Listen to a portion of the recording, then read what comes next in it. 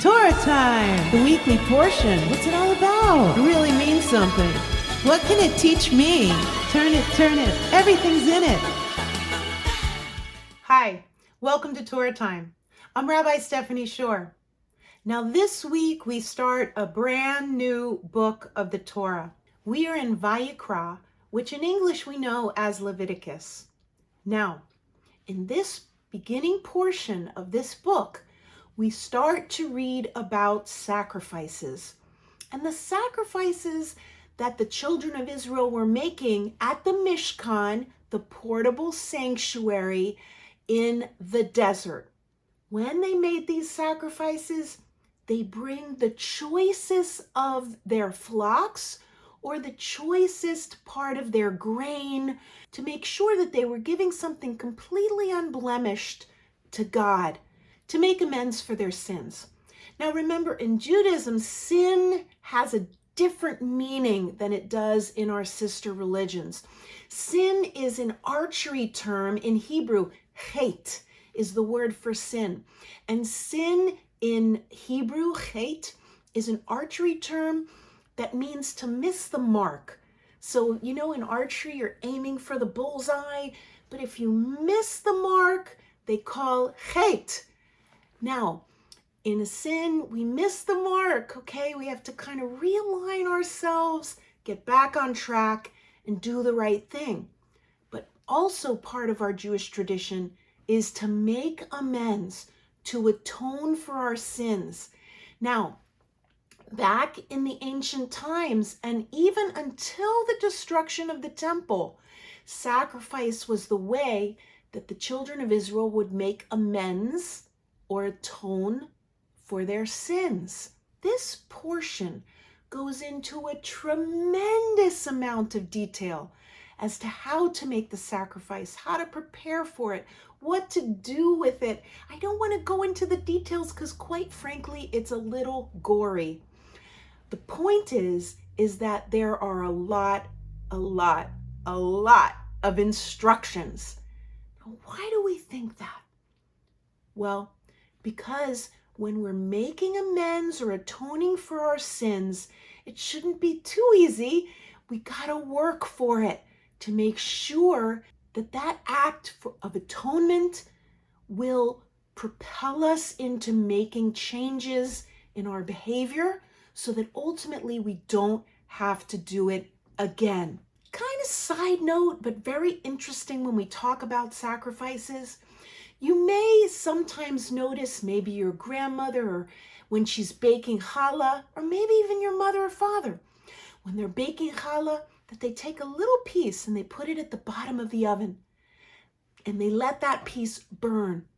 That's symbolic of the sacrifice. It's a custom that's carried over thousands of years to where we are today. Also, some people salt their challah. Well, in ancient times, they salted the sacrifice. And so this salting of the challah is also reminiscent of this time of sacrifice in ancient times. It's amazing how our people have kept customs and rituals through thousands and thousands of years. It is a blessing for us today. In the past, sacrifice was the very first Torah portion, the first lesson taught to Jewish children. That seems kind of bizarre, right? I mean, why wouldn't they teach the creation story or the Exodus from Egypt or something really fun like that? No, they taught sacrifice. And when we think about what that might mean for us today, well, sacrifice is really important. Think about this for a second. There are times when we make sacrifices in our lives today. For instance, you're making a sacrifice of your time when you go to regular school and when you come to Hebrew school. But ultimately, that sacrifice is going to benefit you in very, very good ways in your future.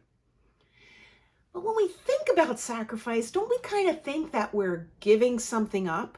We're giving up our time, we're giving up our energy, maybe we're giving up our belongings or our money. That might be true. However, The Torah portion is suggesting that when we make worthwhile sacrifices, we can elevate ourselves and we can become closer to God, and we can make room in our lives for really good things. The Hebrew word for sacrifice is korban, which means to draw closer. So we do draw closer when we make sacrifices. We don't have sacrifices today. And remember, since the destruction of the temple, we don't participate in these kinds of sacrifices. But when we today do something that isn't so good, when we know that we have done wrong, what do we need to do? We need to sacrifice our pride. We need to sacrifice the part of ourselves that thinks, well, they deserved it anyway. We need to hand those things up to God like the smoke that came from the sacrifice, and we need to go to someone and make amends. When we make amends to someone, do we go to them and say, I'm sorry, I was wrong? Well, we might go that way, but when we go to someone with humility in our heart, with an apologetic heart, and with a desire to make things right, then our amends, our atonement to that person will not only be words that will be kindly spoken, but it will be behavior that we change within ourselves so that we don't have to do the same wrong again. I want to also say that in ancient times, when the people would make these sacrifices, the smell wasn't so good. So they would sprinkle it with frankincense. And they said that that scent would be pleasing to God. And also, when we approach things with a good attitude and with a pleasant countenance, with a pleasant presence, then our amends will be pleasing to the person that we're apologizing to. Sacrifice, making amends, living a good life, all lessons that we find in our Torah, which is ages old, but still so relevant to us today. Well, that's our Torah time. Thanks for stopping by. Shalom. Torah time! The weekly portion. What's it all about? It really means something. What can it teach me? Turn it. Everything's in it.